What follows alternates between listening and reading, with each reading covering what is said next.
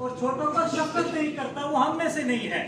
और बल्कि छोटे छोटे मामला पर हम रास्ते में चल रहे होते हैं तो रास्ते में कोई तकलीफ पे पत्थर होता है, कांटा होता है, उसके बारे में भी हमारी रहनुमाई फरमा दी कि अगर रास्ते में कोई तकलीफ पे पत्थर आ जाए, कोई चीज आ जाए तो उसको भी उठा दो, वो भी तुम्हारे लिए सदका बन जाता है।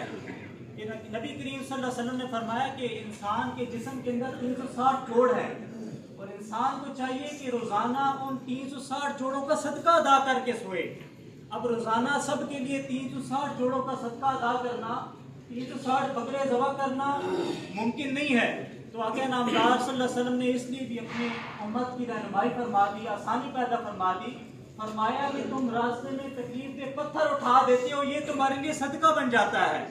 तुम सुभान अल्लाह, अल्हम्दुलिल्लाह, अल्लाह की तस्बीह बयान करते हो, उसकी हम बयान करते हो, ये भी तुम्हारे लिए सदका बन जाता है।